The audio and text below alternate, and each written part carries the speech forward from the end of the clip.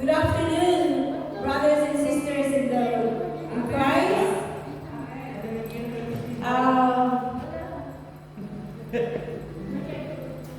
I welcome Sister Australia and Pastor Danny in our meeting.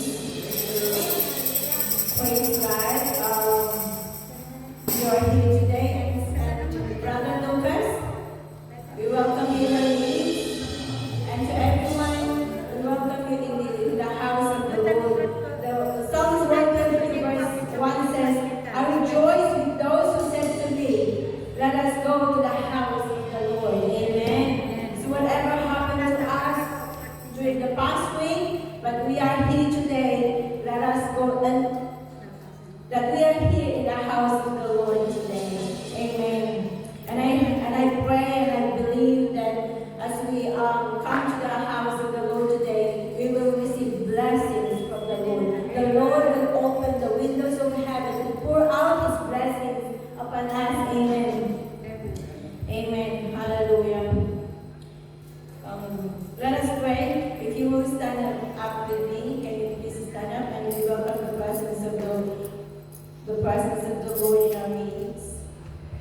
Amen. Let us welcome Him.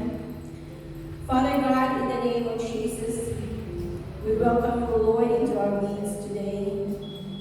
As we enter the house of the Lord, I know that you prepared our hearts already. But before anything else, Lord God, allow the Holy Spirit to search our heart, to search our mind, search our inner thoughts, Lord God.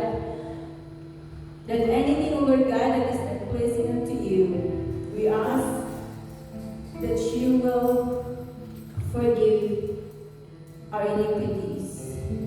That you release, Lord, your forgiveness in our hearts and in our minds. That we will be able, Lord God, to receive the full blessings of heaven today. Father, we thank you of being with us right now. For towards we are gathered in your name, there you are in our needs. Father, we thank you, Lord God, for the past week that you've been with us. Thank you, Lord God, for the strength. Thank you, Lord God, for your blessings. Thank you, Lord God, for our good health that we'll be able to come today. Lord, thank you for your faithfulness. Thank you, Lord, for your grace. Thank you, Lord, for your love. Hallelujah. Lord, thank you because it's only you, Lord God, who able to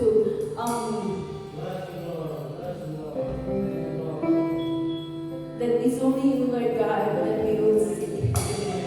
Father, we pour out, oh Lord God, may you pour out, oh Lord God, your blessings upon us as we come today.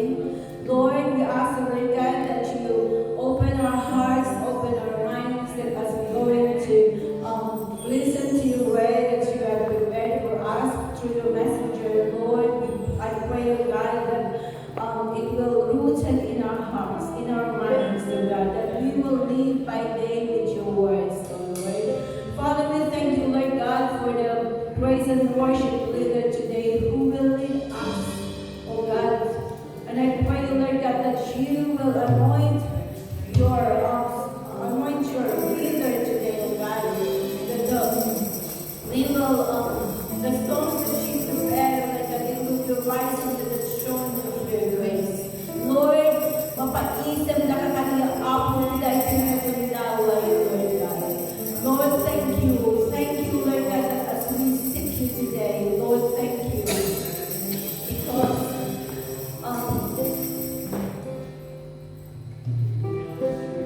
hallelujah. Thank you, Lord. Thank you, Jesus. Lord, we represent, Lord God, our family into the altar of worship. Remember, Lord God, our family wherever they are. We pray, Lord God, that you will heal them, whatever the situation they are. Whether healing physically, whether healing materially, whether healing, Lord God, financially,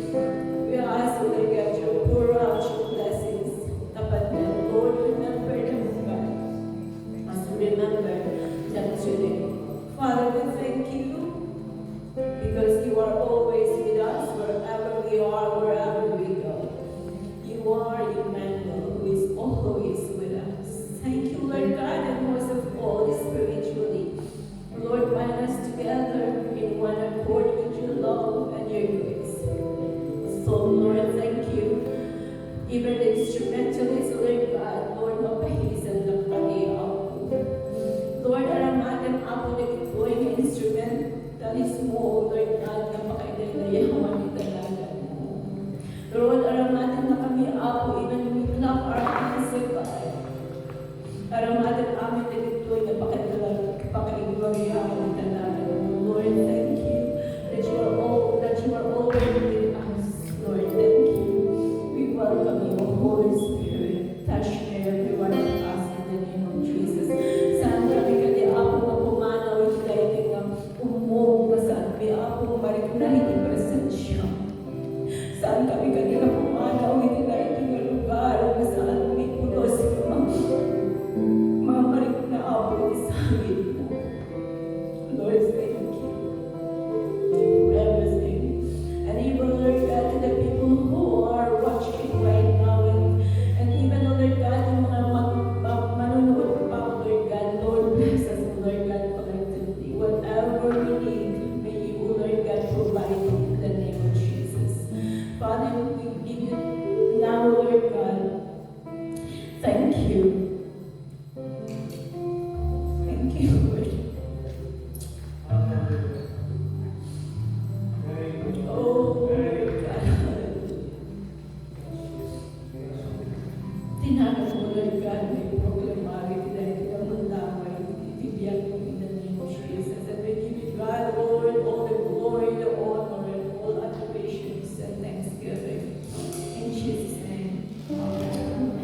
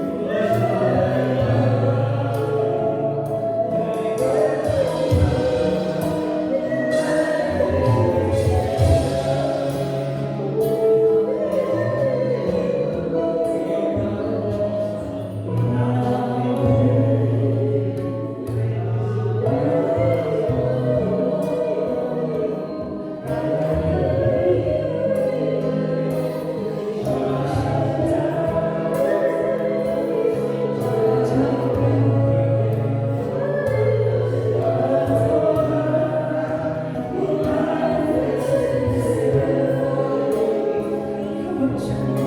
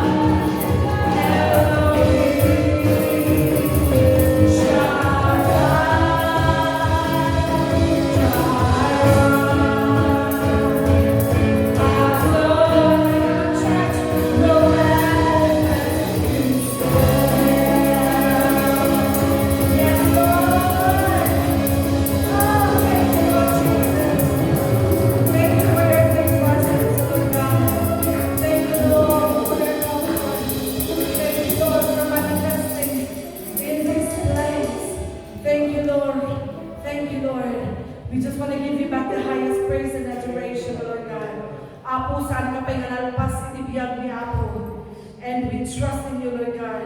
We are excited, O Lord God, for the miracle, for the breakthrough, Lord God. Apo, agawit kami damdama, Apo, sa aming palubos, Lord God.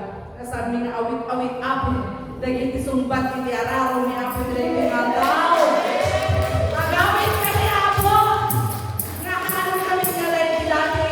Agawit kami, Apo, bit-bit-min, awit-awit niyo, Diyos, iti milagro, Apo, iti piyagsin. Iti sumbat, daging karalan, niya, mga nasabihan. Agawit kami, madamdama, Apo, but we will never be the same again. Hallelujah. Thank you, Lord. Come on, just sing to the Lord. Praise. Hallelujah. Thank you, Lord. In Jesus' name we pray. Amen. Amen. Amen. Hallelujah. Thank you, Lord. We may all be seated. I am the Lord, that is my name. And my glory I will not give to another. Nor my praise to carved images. Behold, the former things will come to pass, and the new things I declare. Before they spring forth, I'm telling them, sing to the Lord a new song, and His praise from the ends of the earth. You shall go down to the sea in all the names, you coastline and inhabitants of them. Let the wilderness and the cities and the voice of the Lord will hear, and the people of God will bring forth, because today is the day of salvation. Today is the day that God will proclaim that these days will something happen. This is a great thing that will happen to His people, because the Lord is here. The Lord is here. So get ready. Open your hearts, open your mind, open your eyes, and see the coming of the Lord. Amen. And that is His word today. In the name of Jesus. Woo!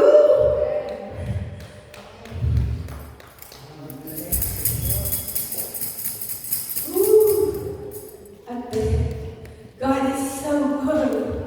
God is so good. I think this building is going to grow out because the voice of the Lord and the voices of His people, when it's united, the building is shaking. Amen? Ang lit ng view sa pat na masawat at kaya mga keep control. But the Lord's presence is so awesome. Amen. Are you being blessed? Are you all blessed? Amen. Amen. Thank you very much. We want to thank God because His presence is so awesome, He's so wonderful, so great, and His awesome is so powerful. Amen. Thank you, Holy Spirit. Welcome, Holy Spirit, in our midst. Feel free to move. Minister to your people. Touch your people. This is your place. This is your people. This is your church. Amen. Thank you, music ministry, music team. Makapaakar kahit anointing. Amen. Okay. So let's go to the Word of God. Are you ready to receive the Word of God? Amen and amen. Wow. And before we go to the Word of God, I would like to acknowledge also everyone's presence here. So wala pong mataas, wala pong mababa. Lahat po tayo pare-pareho. Okay? So lahat po tayo anak ng Diyos. Pero meron po tayong kakaibang, hindi po bisita, pero isa po siya dito sa atin. Kaya lang, may mga churches po sila. Napadalaw po sila dahil galing po sa Amerika. Pilipinas. Sorry po. And Sister Australia, so siya po yung sa Ilocano Panginaan. Iso ti pangamaan, iti iglesia, iso ti panginaan, ti problema, iglesia. Amen. So adu tayo nga pangamaan, adu tayo nga panginaan, nga adu da dagiti makunto na elderly. Okay? Amen. Okay. Ayan na jay armas ko. Okay. Thank you very much. Ado helper ko that time. Okay, before we go to our passage today, I would like to review. Kaya ito nga i-review na di inaral tayo for the past weeks. So, katagiti hanga naka-attend the prayer meeting, and then hanga yung mga naka-attend ng prayer meeting natin, saka yung Bible study natin. This is related to what I'm going to share today. Wala pong pagkaiba, pero meron pong dalawang napaka-importante at hindi po natin alam. Na parang pinipwera mo lang. Okay? Minsan, kumakain ka, hindi mo pala alam ang asin ay napaka-importante. Ganun lang yon. Ang asukal pala ay napaka-importante. Pero parang pangkaraniwan lang yan, di ba? Na ano lang yan, asin lang yan, asukal lang yan. Pero meron palang napakalaking anong tawag doon? Papel sa buhay natin. Especially sa panlasa natin. Alright. So, doon muna tayo doon sa aral natin last silent night.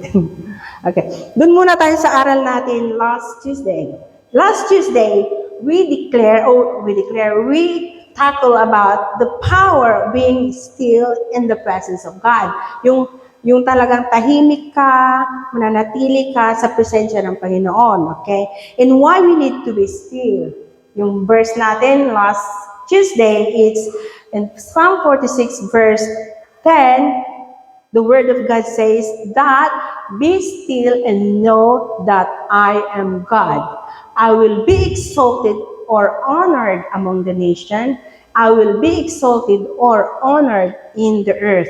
So natakol po natin na ito po ay isang verse, ito yung talata kung saan inihikayat niya tayo ng malalim na kapayapaan sa ating mga puso.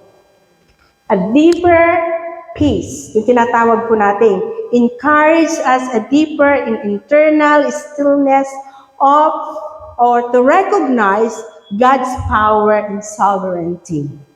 Ano yung po ni sovereignty? Yun yung kapangyarihan at makapangyarihang paghahari niya sa buhay natin. Sovereignty. So, natakot din natin why we need to be still. Unang-una, to show our God, to show our obedience to God. Praise, okay. To show our obedience to God. Ibig sabihin po na iparanas mo o iparamdam mo sa Panginoon na ikaw ay sumusunod, ikaw ay tumutupad sa kanyang salita o sa kanyang utos. Yung pangalawa, okay, why we need to be still in the presence of God? Natakol natin kanina. Nabanggit na ang nangaral sa atin sa Sunday school. Too close? Okay. Thank you, PS system.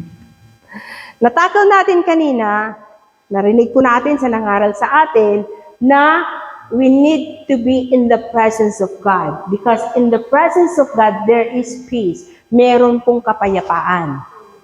So, yung pangalawa po, na the power of being in this presence of God, or why we need to be still, kailangan natin maging manatili to know that He is God. Hindi nagpapakilala ang Panginoon sa mga hindi nakakakilala sa Kanya. Kasi hindi sila nagbabasa ng salita niya.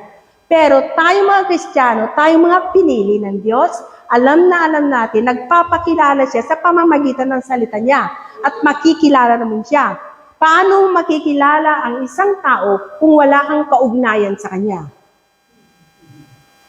Kung wala kang relasyon sa Kanya. Kaya nga doon sa pangalawang talata, sinasabi doon na, "And know that I am God." Manatili ka, tumigil ka, manahimik ka, para alam mo na ako ang Diyos. Pangatlo po na naaral po natin, why we need to be in the presence of God. We need to be still in the presence of God to know that He is God. Kanina, pangatlo po, to be exalted and honored. Kasi ang isang tao na magulo, ang isang tao na maingay, hindi mo yon makikita, hindi mo mararamdaman, hindi mo alam ang nangyayari. Paano paparangalan ang Diyos kung ikaw ay maingay na tao. Kung ikaw ay isang, sabi nating malikot. In times of praise and worship, kung iba ang ginagawa mo, can you be in the presence of God? Can you concentrate in worshiping the Lord? Hindi po. So, kailangan natin ang to be still in the presence of God. So, sa ganitong paraan na pag-aralan natin last Tuesday, sa ganitong gawain, sa ganitong paraan, makikita natin ang kapangyarihan of being in the presence of God. Sa ganon, alam natin, ibibigay ng Diyos ang katugunan ng mga panalangin natin. Hindi mo malalaman ang katugunan ng panalangin mo kung wala ka sa presensya ng Panginoon. So ito yung review natin last Tuesday. Punta naman tayo last Friday. Naalala niyo po ba? Yung last Friday natin. Yung Friday natin, ay napag-aralan din natin yung Exodus 14 verse 13 and 14. Ano yung natin doon? Do we have there? Let me see. Wala. Yeah. Okay. Wala. Okay. Sa Exodus 14 verse 13, si Moses sabi niya sa mga tauhan niya o sa mga Israelita, "Do not be afraid. Stand still." Okay, related what we have learned last Tuesday. "And see the salvation of the Lord, which He will accomplish for you today." Highlights the word today. "For the Egyptians whom you see today, you shall see again no more forever." Highlights the word no more forever. Hindi mo na yan makikita. Kailanman hindi mo na yan makikita. Okay, pagpatuloy po natin. "The Lord will fight for you and you shall hold your peace." The Lord will fight for you and you shall hold your peace. Okay. So this passage, the Lord is teaching us not to fear, huwag tayong matakot in times of crisis in our life. Ano yung mga crisis natin? From the top to the bottom, ang dami. Sakit, problema, pera, asawa, anak, kapitbahay, biyanan, pamilya, sakop lahat yan. Yun yung mga crisis. Mga mahal natin sa buhay yan, pero nagdudulot sila ng crisis, di ba? Hindi lahat ay ang relasyon ay puro bed of roses o kaya matamis. Meron din ganyan. Okay. Minsan, yung mga ayaw sa atin, yun yung mga, let's just consider those, the persecution, someone persecute you, someone telling you that you are not good, someone telling you that you're not good enough, someone telling you that you don't have money, someone telling you that I don't want to be a friend with you. Mga ganung bagay ba? Nakakasakit yun. Okay, let's consider them as a crisis in our life. So dito nga, sinasabi kanina, that do not be afraid in times of crisis, but instead, stand firm in faith and wait on the Lord to fight for you and provide a way out. Kagaya ng ginawa ng Diyos sa mga Israelita on that time. Tingnan po natin. Okay. Because this passage also spoken by Moses to the trap. Ano ba yung trap? Yung na ano sila? Nasa kalagitnaan sila ng sabi natin yung na-trap, nakulong, parang ganun ba? Kulong sila. They trapped the Israelites at the Red Sea in the Egyptian army. Tingnan natin yung nangyari. If you haven't read the book of Exodus, the book of Exodus is the time that they need to go across to the Red Sea para patuloy na yung journey nila sa buhay. Kasi nga, nakawala na sila doon sa mga Egyptian, doon kay King Pharaoh. Okay. Si Pharaoh na yan, ayaw niya talagang pakawalan sila. Kasi sinabi ng Diyos naman napatitigasin niyang puso eh. Pero, gumagawa pa rin ang paraan ng Diyos. Ewan ko kung gano'n nangyari. Kasi ito na dito mo makikita ang kapangyarihan at gawain ng Diyos, trabaho ng Diyos sa buhay mo. Minsan inaalaw niya kayong magkasakit because God has to do something. He want to show to the world ano yung kapangyarihan niya talaga. Kagaya yung nangyari doon sa sa Pilay, sa Bulag, doon sa New Testament, sa Matthew. Nabasa niyo ba doon? Ang isang pilay na namamalimos, isang bulag na namamalimos doon sa may gates.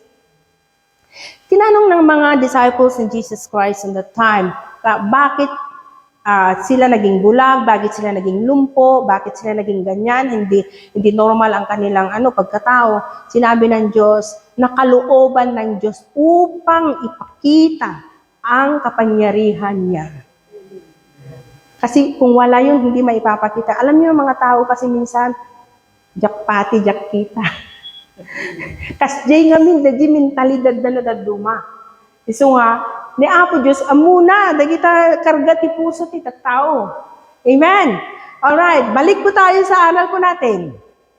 Okay. So, this one, I told you just now that the Israelites has been trapped at the Red Sea in the Egyptian army. Biruin ninyo, yung harap nila ay napakalalim na dagat. Alam niyo ang laman ng dagat? Hindi natin, may pating doon, may, ano pa yung mga nandoon, may pating, may balyena, mga iba't ibang uri na napakalalim pa. At alam niyo ang dala ng mga Israelita on the time? Not only themselves, yung mga lalaki. Dala-dala nila ang mga anak nila, pamilya nila, mga gamit nila, mga kariton nila, ano pa, mga kahayupan nila, mga alagang hayop, ibig sabihin. Okay? Dala-dala nila lahat yun. Mga animal, di ba? Ang alagang animal, ibig sabihin. At sa likuran nila, ay mga humahabol na mga ihikto. At nakakurwahin sila, dala-dala din yung mga armas nila, kasi hinahabol sila.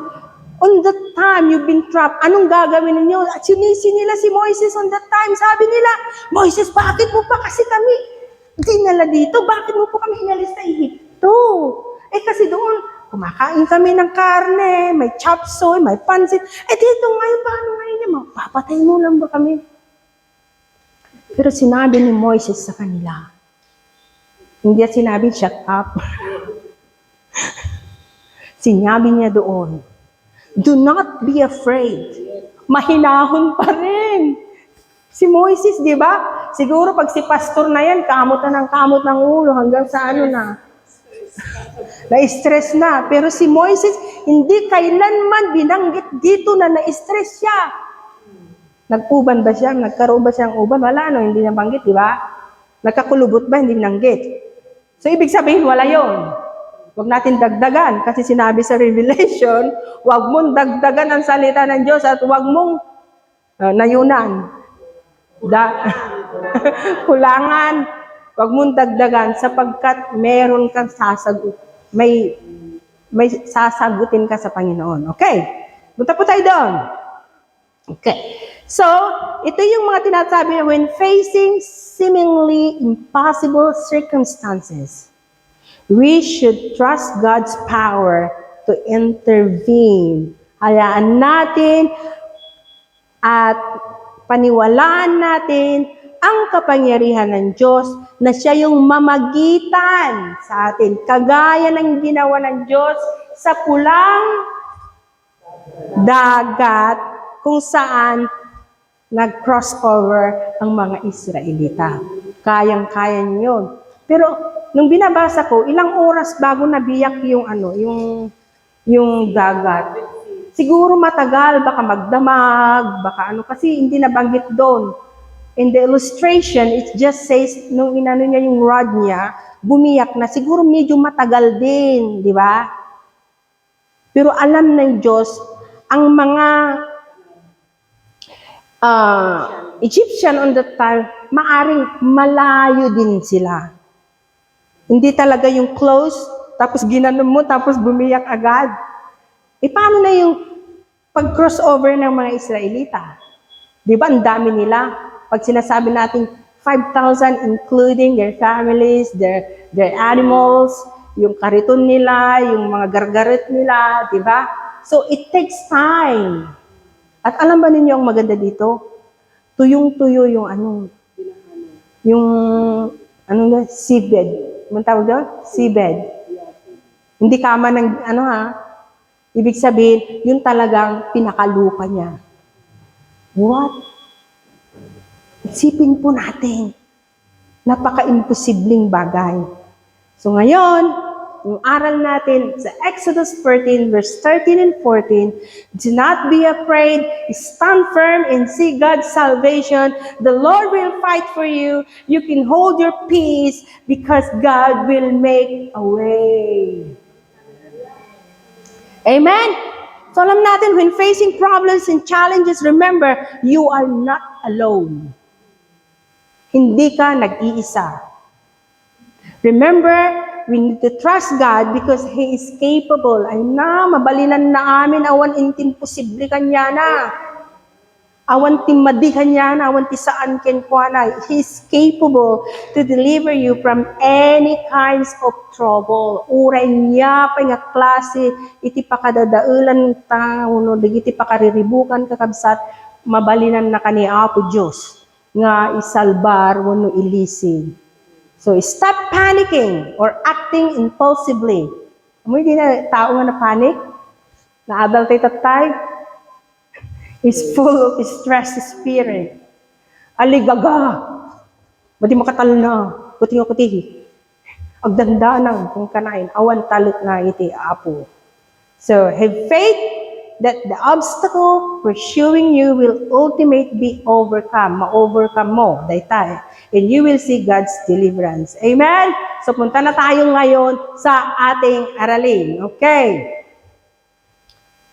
Ano di ko atit tayo? Di tema tayo? Di tema tayo natin? Overcome? Win 2025! Okay. Overcome by knowing that the Lord will not leave us nor forsaken us. The Lord will fight for us. Amen. Amen. So that is, okay. Now, I'm going to share to you what is silent. Silent. Silent. Inaudible. Awan, timangag mo. Wala kang maririnig. Silent, noiseless. Silent, mute. Silent, soundless. Wala talaga. Awan titimok na, awan tiuni na. Awan. Speechless, silent, quiet, silent, voiceless, silent, wordless.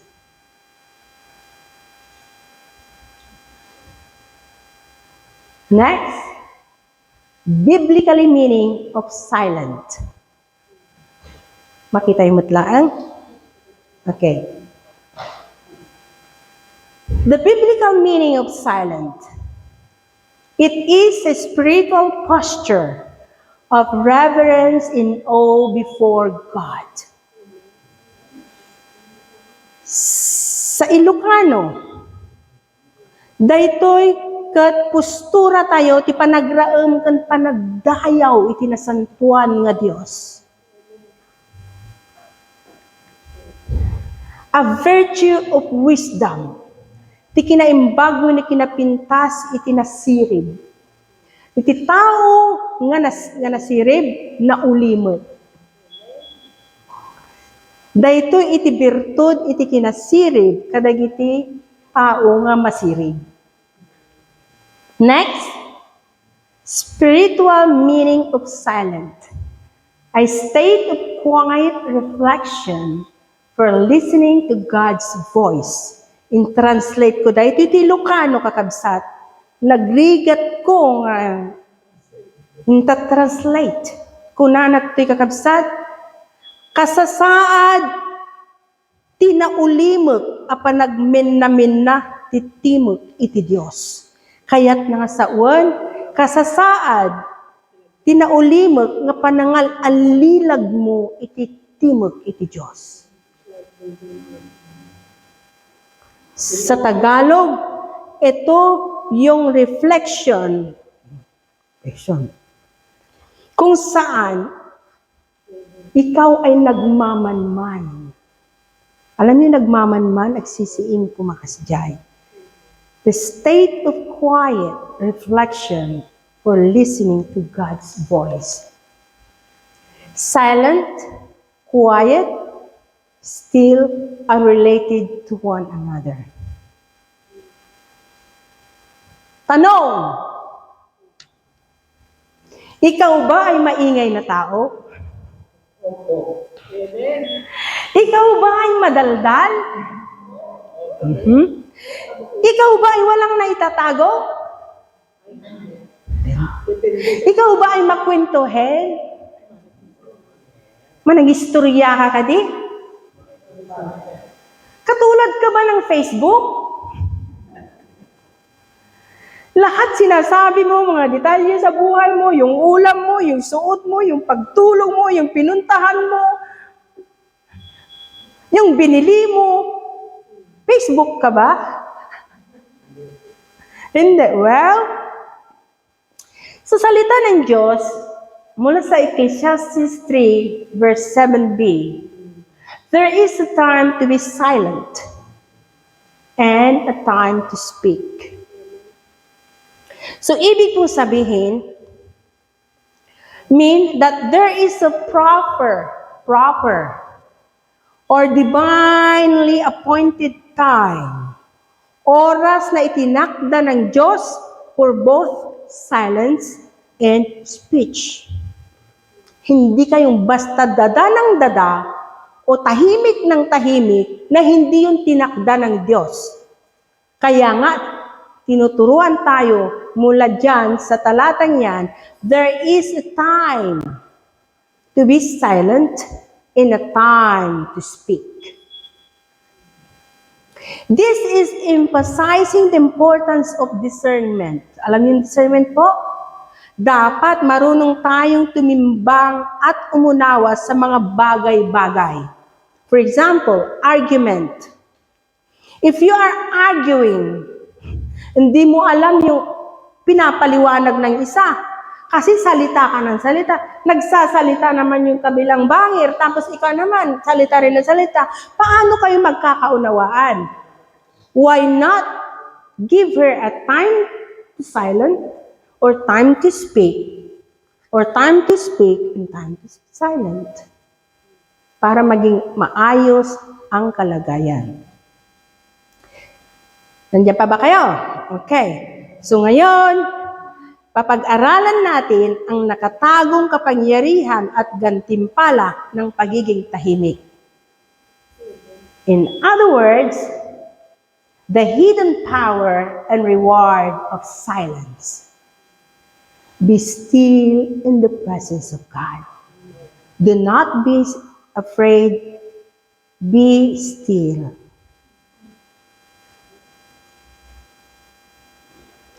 Okay ba kayo? Okay. From Psalm 62 verse 1. My soul find its rest in God alone. My hope comes from Him. Ibang-iba ito. Paano related yan, Sister Honey? Ewan ko po, nung nag-aaral po ako, yan po ang binigay na verse sa atin ng Panginoon. I really don't know.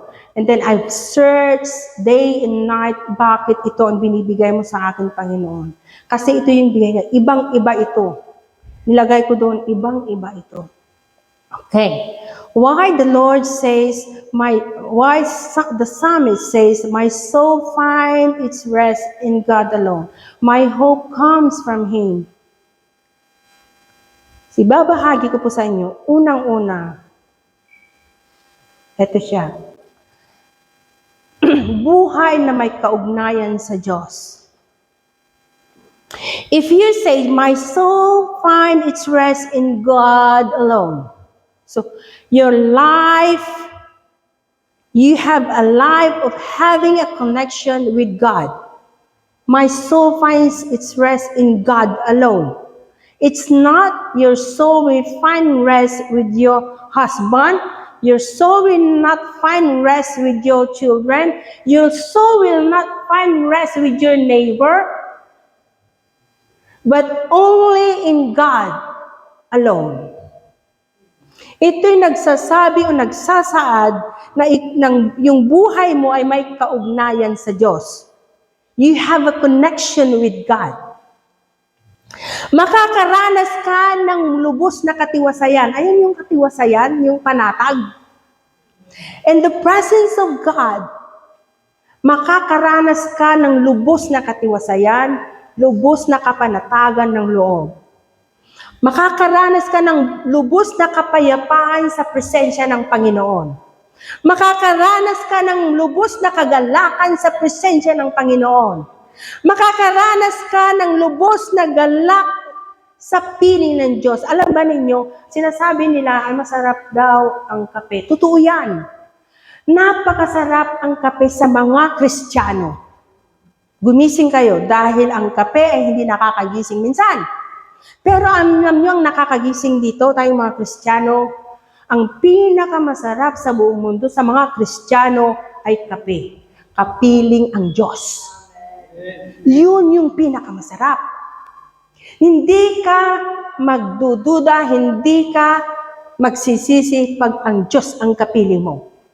Sapagkat ang kaluluwa mo, it will find rest in God, in the presence of God alone. May kapahingahan, may pag-asa sa lahat ng mga nawawalan ng pag-asa. Alam niyo isang pamangkin namin, nagkaroon sila ng problema, pero hindi naman seryoso. Ang sabi niya noon, Uncle, mas mabuti siguro magpakamatay na ako. So, ang sabi namin sa kanya, huwag kang mawalan ng pag-asa. Kasi mariresolve pa yan. Mismo, binanggit niya sa tito niya, magpapakamatay na lang. At sinabi pa niya sa mga kamag-anak niya. Nawawalan na sila ng may anak sila, 3, maliliit pa. Magpapakamatay na lang. Meron pang nakatagong gantimpala ang pagiging tahimik o pananatili sa presensya ng Panginoon. Ano yon? Matutunghayan mo at mahahanap mo ang tunay na kayamanan. Ano to yung mga kayamanan na to? Hindi ito nasusukat sa anuman. Ang kayamanan ito, inuulit ko po, ito yung tinatawag po natin na kapayapaan. The peace. Ang taong walang kapayapaan ay hindi yan magtatagal. Nakakamatay yan. Ito yung mga kayamanan. Ano pa yung iba dyan? Sometimes compassion. Yung magiging maawain ka, mapagbigay ka. Those are the tinatawag natin na kayamanan. Na naibibigay yung pagiging tahimik ka at pananatili mo sa presensya ng Panginoon. In other words, heavenly wisdom, you can add your heavenly wisdom by staying in the presence of God. Una-una po, makita po natin, buhay na may kaugnayan ng Diyos. Ito ay nagbibigay ng kagalakan, kapahingahan, at mahahanap mo ang tunay na kapayapaan o kayamanan, yun yung kapayapaan. Ang dami nating kapakapakapano, mga Tagalog. Ang hirap din kayang mag-Tagalog kasi Ilocano kami. Pero at least, kakaunawa po tayo. Pangalawa po, hindi ka nagiging bingi. Ano ba yan? Hindi namin lahi ang bingi, okay? Pero ito, the power, one of the hidden power and reward of being silent. Being in the presence of God. Hindi ka nagiging bingi. Okay. Alam niyo ba ang ingay ay nakakabingi? Di ba?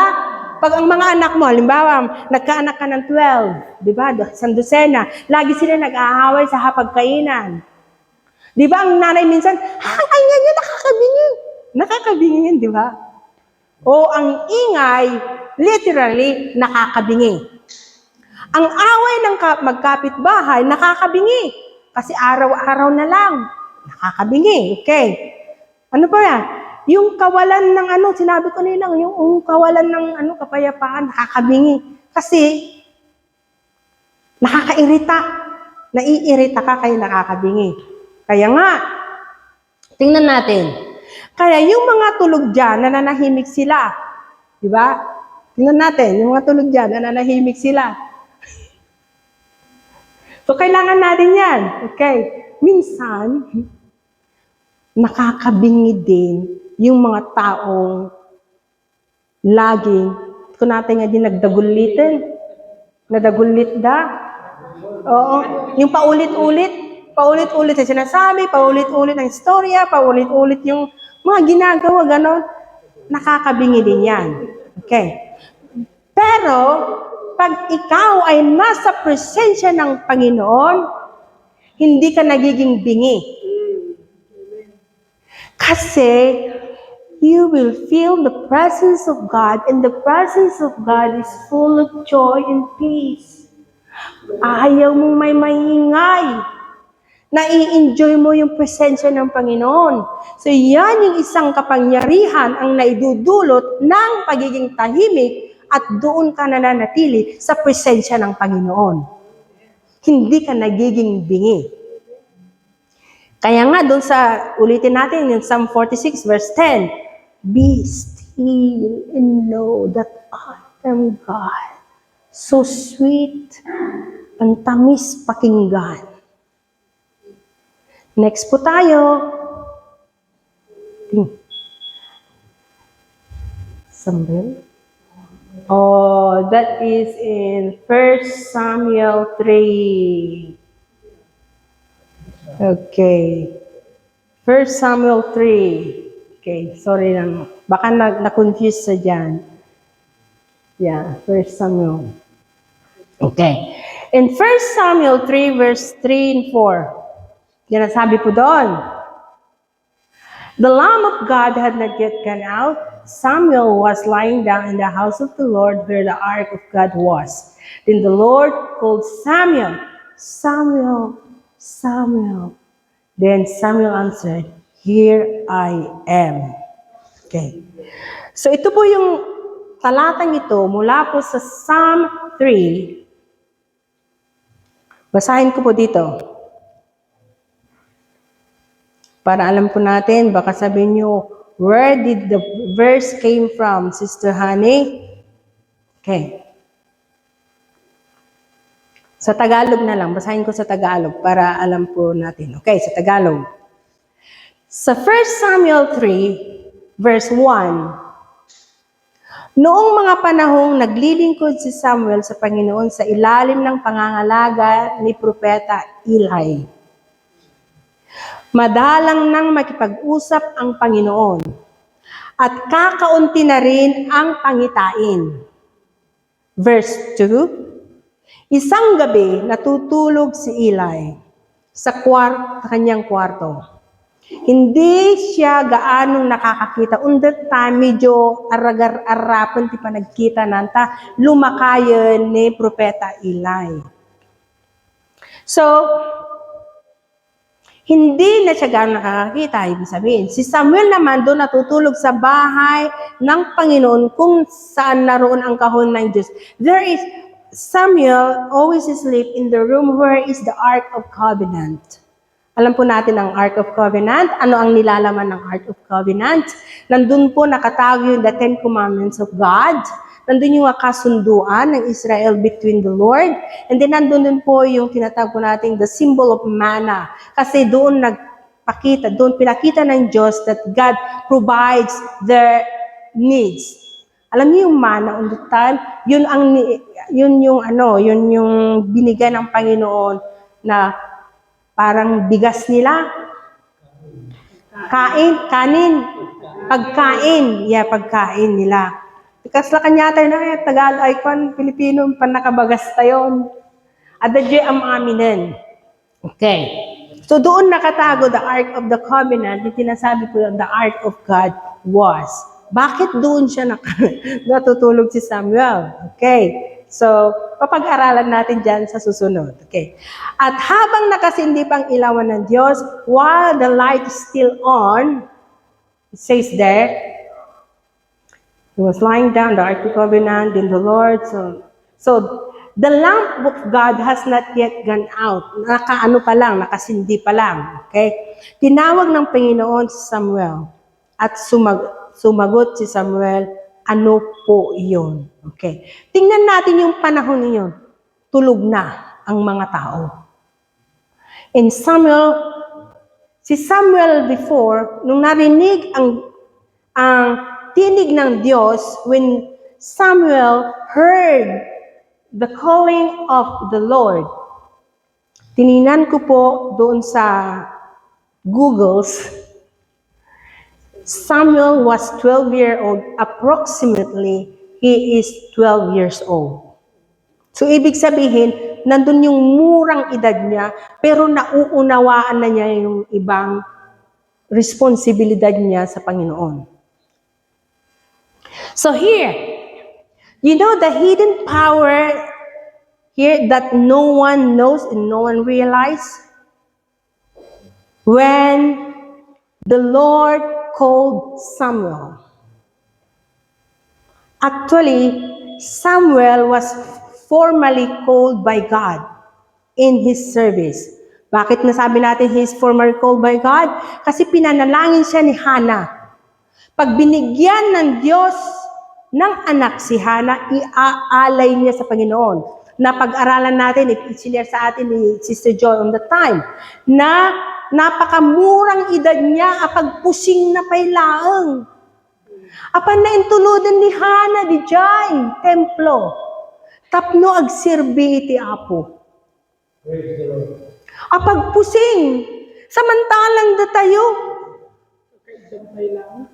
University ta, nagtayo, nagdapit lang kayo dat.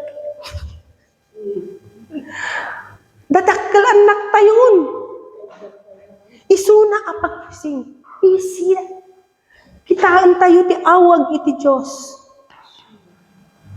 Amen. Tun ano tayo may pusing? Aguban tayo, hindi tayo pinaypusot.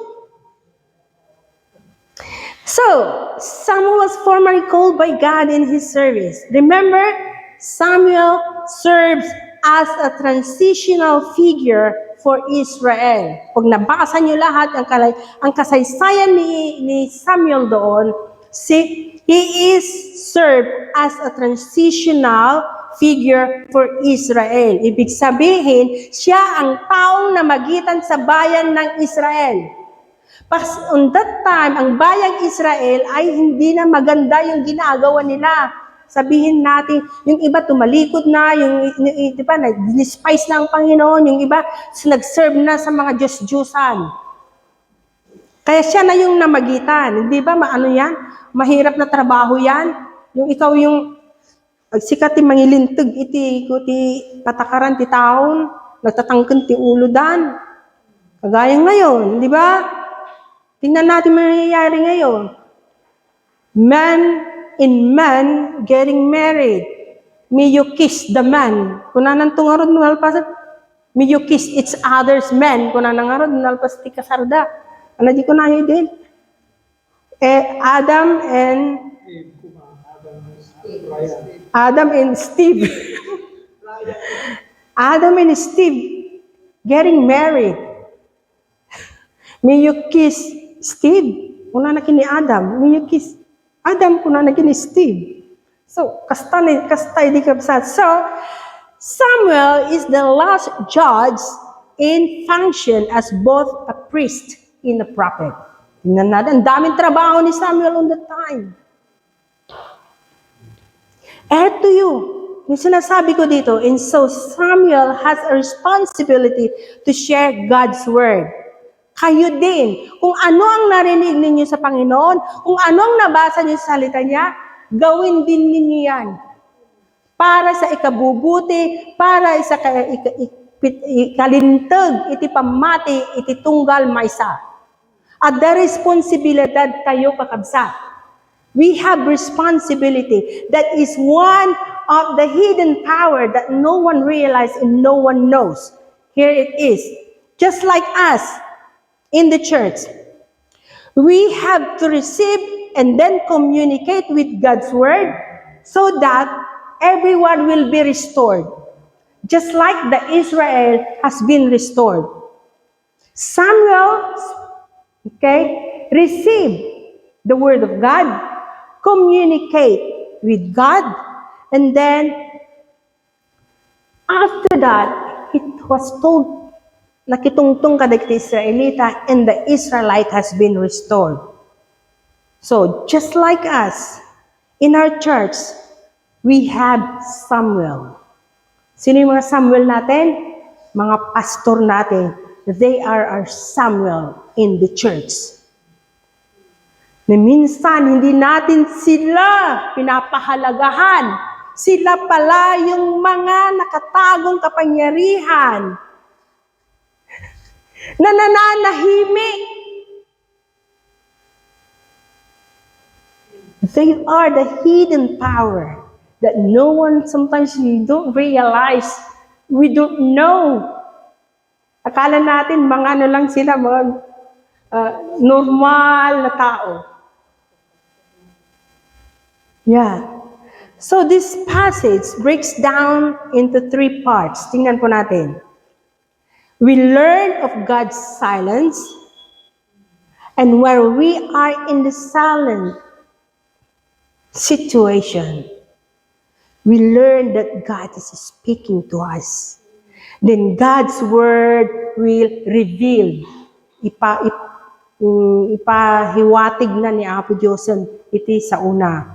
Diyay mismo ako na binasa adi kantay tatatay nga Yahweh has revealed Himself. Yahweh has revealed Himself. God's word will reveal. If we are spending most of the time in the presence of God, we will know Him better. We will know His plans. We will know His promises. We will know that He has something for you.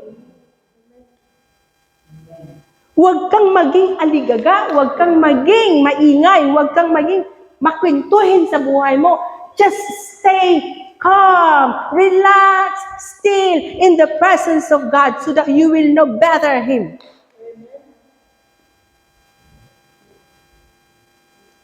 And when God's word revealed, then of course, God's word to be delivered, and then reward and restorations will come. Okay po tayo? Tingnan natin. I have a testimony before I close. I have a testimony here, which is testimony ito ni Axel. One evening, Samuel, his name is Samuel. Samuel, naka-receive siya ng email mula sa anong tawag doon? Finance. Student finance. Okay, student finance. Na sinasabi doon na makakakuha lang siya ng 1,800 for his tuition fee. But actually, yearly, yung full ng tuition fee, hindi namin problema kasi the government will always give him a loan. So wala kaming problema. Ang problema lang namin is to save his accommodations fee, which is like 9,000 a year. So, yun yung sinisave namin. Just imagine, nung na-receive niya, gusto niya kaming puntahan sa kwarto, pero sabi daw niya, natutulog na kami. So, I really don't want to bother you. And I know if I said this, if I share this, probably you won't be able to sleep again because ganun nga, nakakashake nga yung problema yun. Saan kami kukuha ng another like 7,000. Ang savings namin, yun lang pang bayad sa accommodation. And we haven't been recovered. After last year's, we lost 2 cars at the same year. Nawala yung unang car namin. After 4 weeks, umutang kami ulit ng isa. At ninakaw na naman. So, we haven't recovered until now. So, ninakaw yung isa, namatay yung nanay ni Brother Alwin. Something, it's a crisis. Harap, likod, side. So si Samuel on that time, narinig niya ang kinaumagahan, sabi niya, Mama, Papa, you know what? Ganito, sabi niya. So, we start praying. I start casting out. Pero nung gabing yun, eto na. Nung gabing yun, so, ano siya, yung madandanaga, talagang nagka-problema siya. So, kinakabahan daw, hindi na makatulog, kagaya ng aral natin, na-stress yung isip niya. For the long period of night, he didn't sleep. So, he prayed, very simple prayer. He said, Apo, he said, if I fail this time, I cannot do anything. Apo, it is your will for me to go university and do my final year. Give me a sign. Give me a sign. So he prayed that. Pero naiiyak. You know, the feeling of a 20-year-old having this kind of problem. Inano daw niya, yung may pera daw siya, wala na, nagastos niya, magkano lang yung savings niya, not even enough, sabi niya. May 120 ako, not even enough. Yung sahod ni Mama, not even enough. Ganun daw yan. You know, the Lord is so good. The Lord says in His Word, minsan ang Diyos gumagamit siya ng mga bagay na hindi natin inaakala, di ba? Gumagamit siya ng mga bagay-bagay para panatagin yung kalooban natin. While he was praying, while he was in the midst of praying, and then he was in the stillness, in the presence of God, the Lord direct his eyes. Still, yung tubig na nasa harapan niya, sa may lamesa niya, sa may desk niya. Still, eto yun. Still. And then it comes to his mind. Oh, the word of God says, still and know that I am God. Still. So pumanatag yung loob niya. And then, naiyak na siya. Then one night, umiti siya, tumawa siya, still. Kumuha ng tubig, ininom niya. You know, alam ninyo ang kapangyarihan ng Diyos. The Word of God comes into his mind, and the power of God, it does it. And then, nung nainom niya, he was feel so beautiful. The peace of mind comes, the peace of God, he experienced. And sabi niya, whew, ang ganda ng pakiramdam ko, nagmayat tiriknak, Mama. Nahimasmasan dalidanag ko, nahimasmasan ti stress ko, nahimasmasan basta nagpintas tiriknak. And on the time, I was sitting in the sitting room, and I jumped and I hugged him. I cried, I said, Lord, you've been revealing yourself. Ito yung testimony ng anak ko na minsan, sabi ko gano'n, ang tagal kong hindi nakarinig sa kanya mga testimony niya, but you now has been testifying your goodness, you're really great, you are a good God, and you are alive. Still, sabi ng Diyos, pumanatag tayo. Ano man yung crisis ng buhay natin, ano man yung laban natin, ano man yung problema natin, ano man yung mga pabigat na dinadala natin. Sinasabi ng Diyos, uulitin ko, the Lord will accomplish for you today. For the Egyptians you may see today, you shall see again no more forever. Ano yung mga Egyptian natin? Mga problema, mga crisis, mga pabigat, mga burden natin, mga dinadala natin. You will not see no more the Egyptians in your life. So church, as a conclusion, I said just now, the three passages has three parts, and we have learned that this is peace of mind and restorations are the hidden powers and rewards of silence. Amen? Uulitin ko po, peace of mind and restoration are the hidden powers and rewards of silence. Kaya nga, magkaroon tayo ng kapayapaan. At yung kapayapaan natin, mabubuo ulit tayo. Manunumbalik yung dating maayos at magandang kalagayan natin. Yan ang gantimpala ng pagiging silence o still in the presence of God. Amen? Madaydayaw iti Apo. So, before we close, may I call the musicians and we're going to sing again. The song that we have learned. And after we finish singing the song, let's just feel the presence of God, and I will call our pastor, Danny, to lead us in a closing prayer. Still.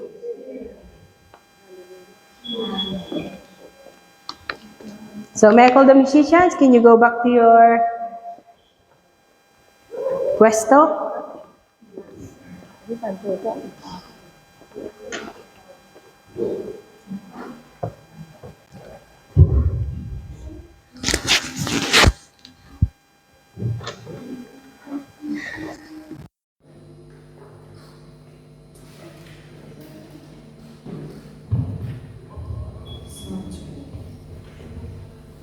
Amen. May we all stand up, my dear brethren, and let's sing this song.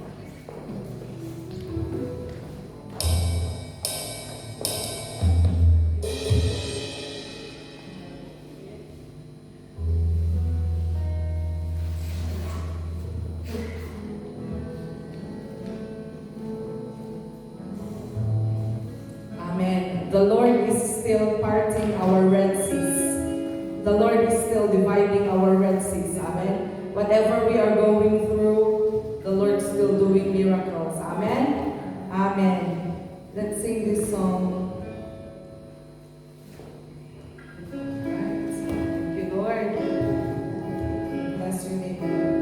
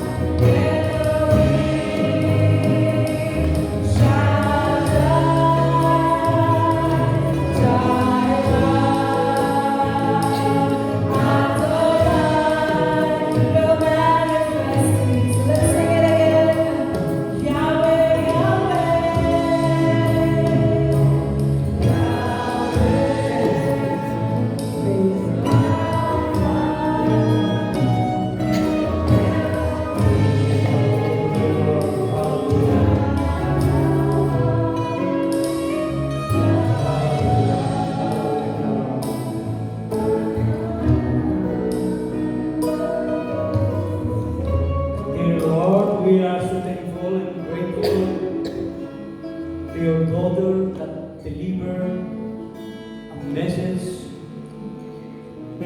is sweeter than the honeycomb, nor precious than silver and gold. Indeed, Lord, in your presence there's fullness of joy. And in stillness, Lord, we can be still. Even the storms will come. For we know Jesus is in the boat. We will not be tossed and fro when this hurricane of life will come among us and through us to try to devastate us. But thank you, Lord, for your word. Such so big, such wonderful to hear your word. Oh, napakabuti mo, Panginoon. Sa hiwaga, sa mga salita mo, Panginoon, na ipahayag sa aming kaligatan. Salamat po sa iyong anak na nagbahagi ng iyong mga salita. Tunay po. Salamat po. Inang Hana, nang siya po ay naglilihi na kanyang ipapanganak sa Samuel, at nang siya pinanganak, pinangako niya na ipagkakaloob niya sa iyo parang alay, handog, Panginoon. O napakalawak at napakaganda po, Panginoon, ang aming narinig sa araw nito, sa hapon nito. Tunay po, Panginoon, na ang iyong mga salita ay nasubukan na, tatag, at nagbigay kalakasan sa bawat isa sa amin. Kaya sa hapon ito, Panginoon, lahat ng papurit pasalamat binabalik namin sa iyo. Now, Lord, I pray in the name of Jesus. If ever there's a person here looking, seeking, searching the stillness in his heart, I pray, Lord. Holy Spirit, that's the very reason why the Lord, before He ascended to heaven, you said, Lord, that you will send the Holy Spirit to be our comforter, to be our guide, to be our teacher. Holy Spirit, we really honor you. You are so precious into our lives. Kaya Panginoon, hayaan mo, Panginoon, ng iyong mga salita manatili sa aming puso't damdamin kahit saan kami pumunta. Kahit saan mo kami dalhin, Panginoon, naniniwala po kami na ang iyong salita ay aming santigan. Ngayon at magpakailangan. Binabalik po namin ang kapurihan sa pangalan ni Jesus. Amen.